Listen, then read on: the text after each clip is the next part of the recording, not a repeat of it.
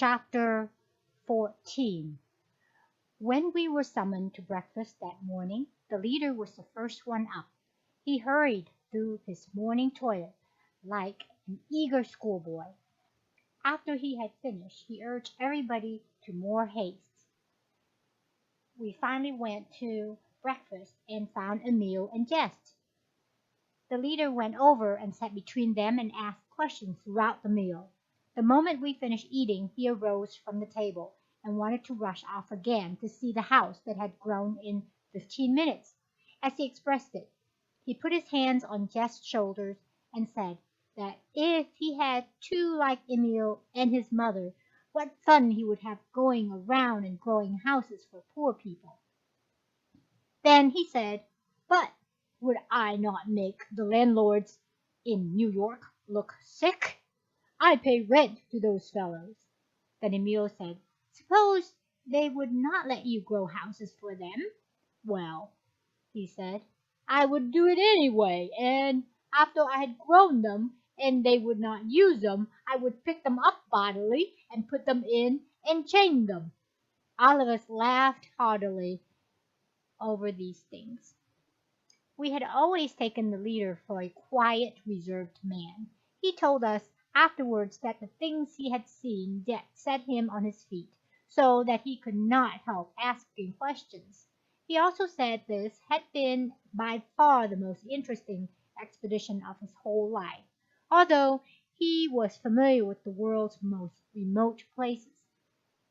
He definitely decided to assist us to organize a second expedition to carry on the excavation work under the guidance of our friends, but this was prevented by his sudden passing.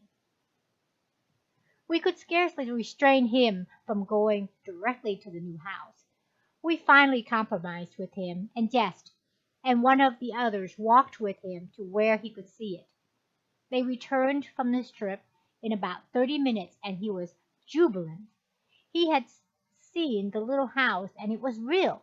He said that it brought back ever so vividly a boyhood vision that he had.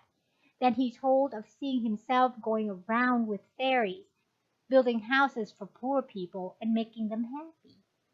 As our party was so large, it was thought best not to go in a body to see the little house. It was arranged that we were to go in groups of 5 or 6. The personnel of the first group was to be Emil, the leader, 1 or 2 of the ladies, and myself. We started out, and Emil's mother and our hostess joined us. We walked on until we came in sight of the house. The little girl came running out to meet us and threw herself in Emil's mother's arms, saying that her brother was strong and fine. As we reached the house, the mother of the child came out, dropped to her knees in front of Emil's mother, and began telling her how she adored her. Emil's mother put out her hands and assisted her to her feet, telling her that she must not kneel to her, that what she had done for her she would have done for anyone, that she was not to praise her, but the Great One, for the blessing she had received. The little boy opened the door, and the mother motioned us to go in. We followed the ladies in, with our hostess interpreting for us. There was no question that the house was there. It contained 4 rooms and was very comfortable. It was surrounded on 3 sides by the most miserable hovels. We were told that the occupants of the hovels were going to move away, as they thought the house was of evil one and might destroy them if they stayed. We heard more from the governor also. At about 11 that morning, he sent the commander and the detail of soldiers to invite us to lunch with him at 2 that afternoon. We accepted, and at the appointed hour there was a guard waiting to escort us to the governor's house. The reader will understand there were no fine equipages in that country, so we used the only mode of locomotion we had, walking. When we arrived at the governor's house, we found that a number of lamas, including the high priest from the nearby monastery, had preceded us. We learned that this monastery housed from 15 to 1800 lamas and was of considerable importance. The governor was one of the higher body of the priesthood of the monastery. We at first expected a lively discussion, but soon learned that the luncheon was only for the purpose of getting acquainted with the members of our party. Our friends were very well acquainted with the high priest, as they had met a great many times and had worked together. This, it seems, the governor did not know until that morning, as the high priest had been away from the monastery for about 3 years, and had returned only the evening before our arrival. During the course of the lunch we found that these lamas were well educated, had a broad outlook of life, had traveled a great deal, and 2 of them had spent a year in England and America. They had been told by the governor of what had occurred the evening before, and in all a very close friendly feeling that was evidenced before the luncheon was concluded. As for the governor, we found him a very congenial fellow, and the only mention made of the previous evening was to the fact that a great enlightenment had come to him. He plainly said that until the last evening he had harbored a great hatred for all foreigners. We were obliged to carry on all conversations through the interpreters, which is not very satisfactory when one wishes to get at deep thoughts of the other. Before we left, we were extended a cordial invitation to visit the monastery and spend the next day there as their guests. At Emile's suggestion, we accepted, and the next day spent with them was very pleasant and instructive. We found the lead lama a very remarkable man. The friendship that began that day between him and our chief afterwards ripened into a close and lifelong brotherly understanding, and he was of untold service to us in the later research work which has been carried on in the adjoining country. Chapter 15. Emile told us that there would be a meeting that evening somewhat like the one we had attended at his home village the year before, and invited us all to attend. We accepted with keen delight. Just before the appointed time of the meeting, Emile, his mother, and I went to the child's house for the mother and sister, as they had asked to go with us. On the way from the house to the meeting place, we passed a number of dilapidated mud huts. These little girls stopped before the door of one of these, saying that a blind woman lived there, and asked Emile if she might go in and bring her to the meeting if she wished to come. This he gave her permission to do. The girl opened the door and stepped into the hut. While we stood waiting outside, in a few moments she reappeared in the doorway and said the woman was afraid, and motioned for Emile to come to her. He went to the door and they conversed for a moment. They both entered the place. Emile's mother said, "That child will yet be a power for good among these people, for she has ability and determination to carry out whatever she undertakes.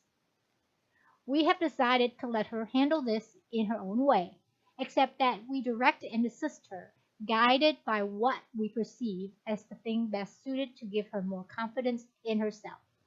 Let us see the method she takes to induce this woman to be present at the meeting.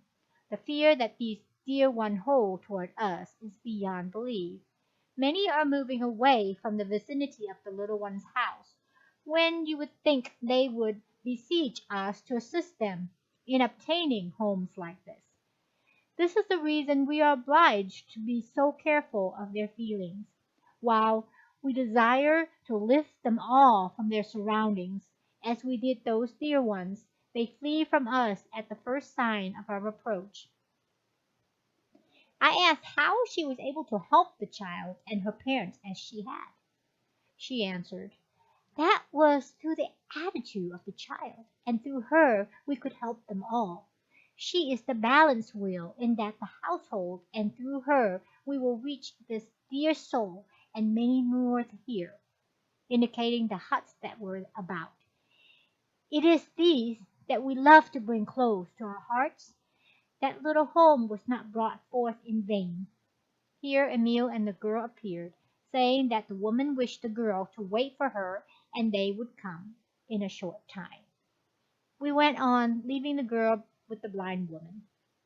When we arrived at the meeting place, nearly everyone had assembled, and we found that the high priest of the monastery was to be the head spokesman of the evening. We were told that Emil had met this Lama about 18 months before, and a warm friendship had been formed at that time. This meeting had been arranged, and we were there at the Lama's special request. This had been the occasion for their visit to us the last day on the desert. We were told that the governor was next in authority under this man. A number of the surmises of our leader were confirmed, but our friends showed no fear whatsoever. Emil said that both of these men were going to be their close friends from that time on, and that was seldom that they were able to reach those as high in authority as these two. But they were content to let matters move on slowly. We were told that the preceding evening was the third time that Jesus and Buddha had appeared visibly to help them, and they seemed pleased that we had been there to witness the scene. They did not seem to look upon it as an added triumph, but as an opportunity to enable them to cooperate and work with these people. At this time the girl entered, leading the blind woman. She found a seat for her charge, a little to the rear and at one side of the room. After the woman was seated, the girl stood facing her, holding both her hands, and in a moment she stooped forward as though she was speaking to the woman in a low voice. Then she straightened up and, letting go of the woman's hands, placed her little hands over the woman's eyes and held them there for 2 or 3 moments. This movement seemed to attract the attention of everyone in the room. From the high priest down, all arose and stood looking at the child and the woman, while the high priest walked rapidly over and placed his hand upon the child's head. As he did this, the child's frame shook visibly, but she did not change her position. The three remained thus for a few moments, then the child removed her hands and cried out joyously, "Why, you are not blind at all! You can see!" She pressed her lips to the woman's forehead. Then she turned and walked over to our chief. She seemed somewhat bewildered and said, "I spoke in your language. How did I do that?" Then she said, "Why does not the woman see? She is not blind any more. She can see." We looked again at the woman. She had risen and clasping the robe of the high priest in both her hands, she said in a native tongue, "I can see you." Then she looked around the room with a half-dazed air, saying, "I can see you all." She let go of the priest's robe and, burying her face in her hands, sank back into the seat she had been occupying, sobbing, "I can see, but you are all so clean. I am so dirty. Let me go away." Then Emil's mother stepped forward. Standing directly back from where the woman was sitting, she placed both of her hands on the woman's shoulders. The priest raised his hands, but not a word was spoken. Almost instantly the woman's garments changed to clean new ones. Emil's mother removed her hands from the woman's shoulders. The woman arose and in dazed, perplexed way looked around. The priest asked what she was looking for, and she replied that she was looking for her old clothing. Then the priest said, "Do not look for your old clothes. See, you are clad in clean new garments." She stood for another moment as though wrapped in perplexed thought. Then her face lightened up with a smile. She bowed very low and resumed her seat. We were told that this woman had been blind for more than 25 years, and the blindness had been caused when the eyeballs were pierced by a fine shot from the gun in the hands of one of the band of robbers. The excitement had been so great that our party had crowded around. The leader, meanwhile, had worked his way to the little girl, and they were conversing in low tones. He told us afterwards that the child spoke English very well. Our hostess had interpreted when the conversation was carried on in the native tongue. Someone suggested that we should be seated at the table. As we began taking our places, the woman arose and told Emile's mother, who had stood quietly at her side, that she would like to go. The child stepped forward, saying that she would go with her and see that she arrived home safely. Here, the high priestess asked the woman where she lived, and upon being told, said she must not go back to that filthy place. The girl said she was expecting to have the woman stay at her house, and arm in arm they left the room.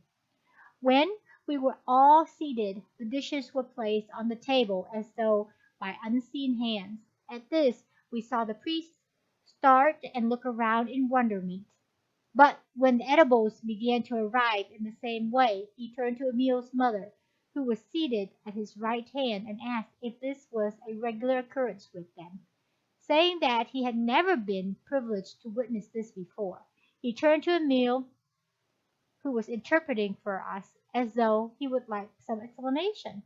Then Emile explained they were able to use the same power that was used to heal the blind woman to bring forth all that they needed.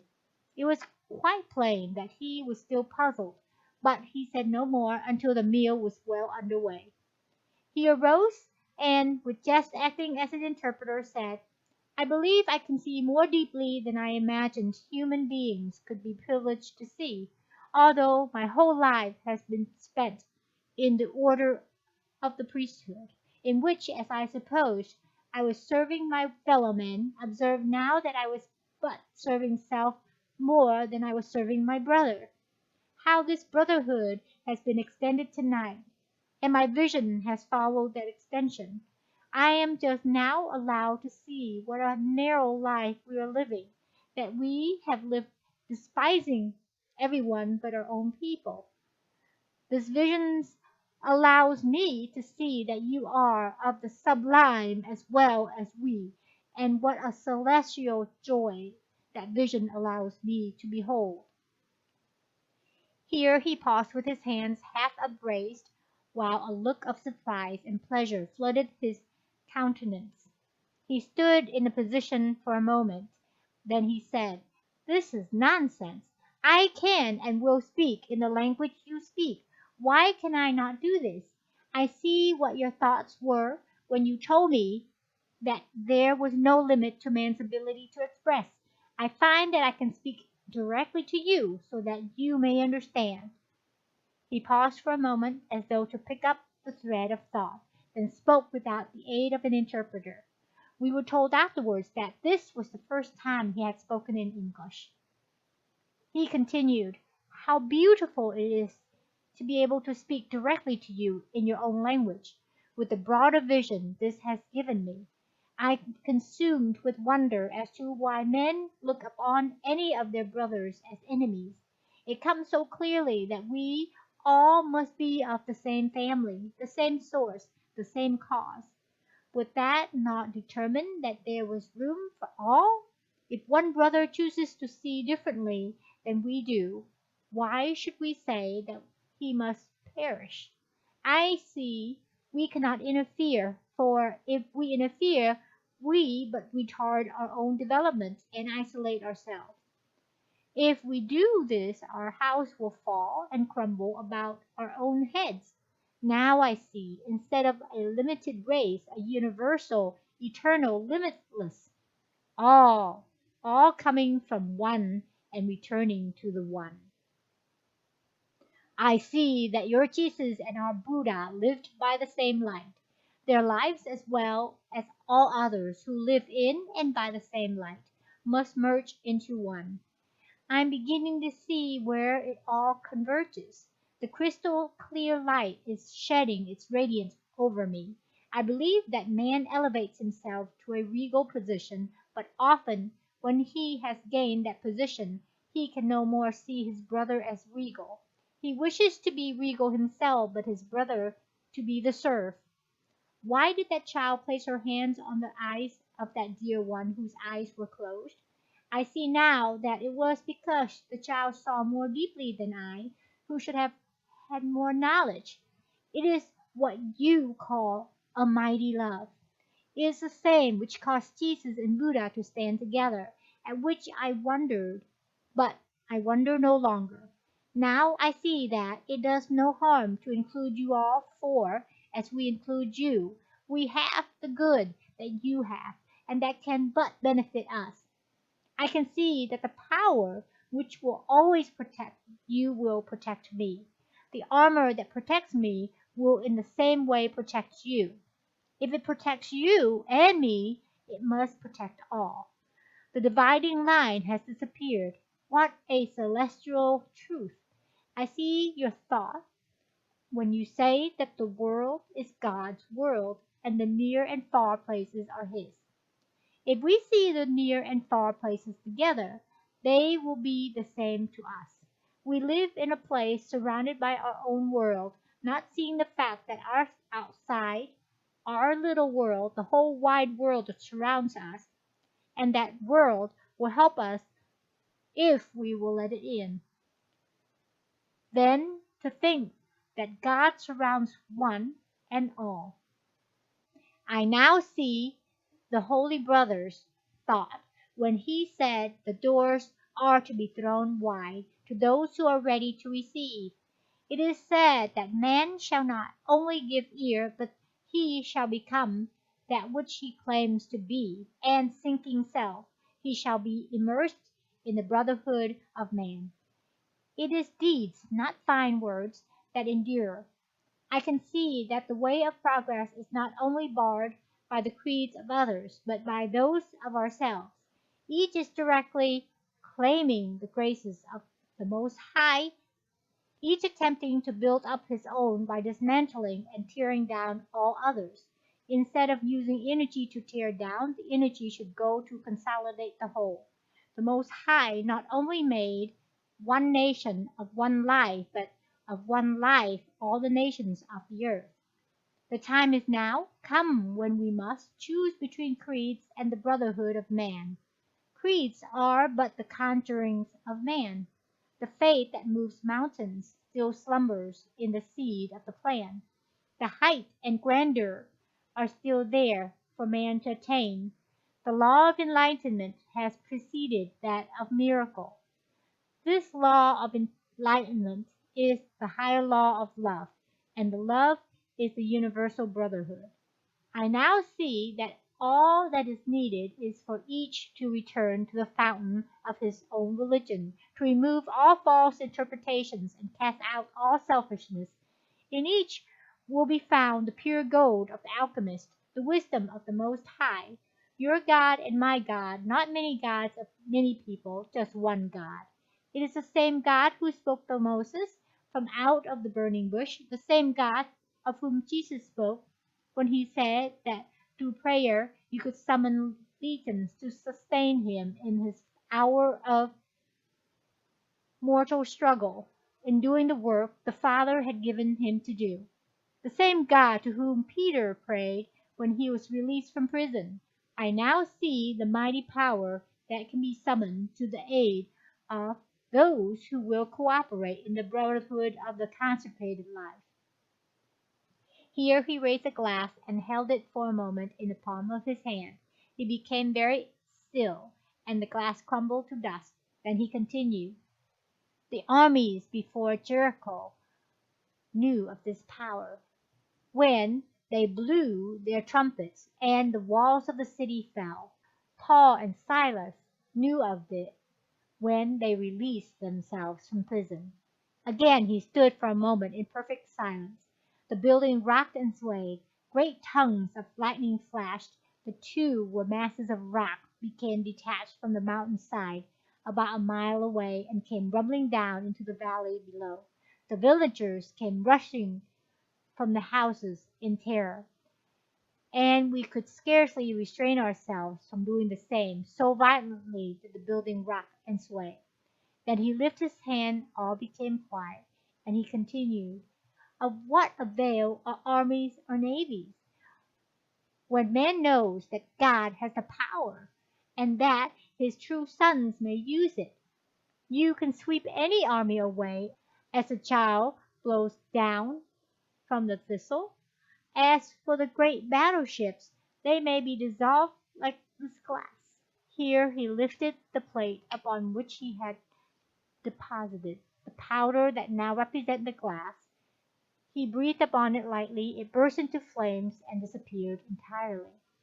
He again resumed, "These legions come not to do your work and my work, or to use man as their instrument.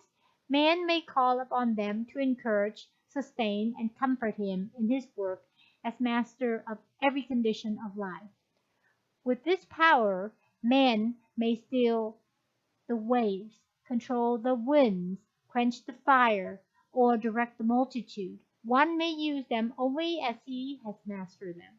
He may use them for good of the whole human race, or he may use them to drive home the meaning of man cooperating with God. One who is able in his divinity to call upon these legions knows beyond questions that he can use this combined power only in true service to humanity, for he knows that it will consume him as well as defend him." Here the speaker paused for a moment, stretched forth his hands, and in a measured, reverent voice said, "Father, it is our great pleasure to have these our dear friends with us tonight. It is with true and humble heart that we say, 'Thy will be done.' We bless them, and in blessing them we bless the whole world." He sat down as calmly as though nothing out of the ordinary had taken place, and all our friends were calm. But the members of our parties were on tiptoe with excitement. Then the invisible choir broke forth with, "All know the power that's in the name. With a man may proclaim himself the king, and then with humble men that man may rule himself supreme." During this remarkable demonstrations of power, we had been unconscious of our tense, nervous condition, but as the choir finished, we became conscious of this, and we had seemed to need the music to help us relax. When the last strains of music had died away, we arose from the table and gathered around our friends and the priest. This gave the leader and our chief opportunity to ask questions, and the priest, seeing their interest, invited them to spend the night at the monastery with him. They bade us good night and left the room together. We were scheduled to leave at noon next day. It was arranged that only Death and Gender Sen should accompany us to our outfitting point, where Emil would join us, and the three would return with us to the village of our winter quarters. After these arrangements were completed, we returned to camp, but did not retire until nearly daybreak. So interested were we talking of what we had witnessed. End of chapter 15.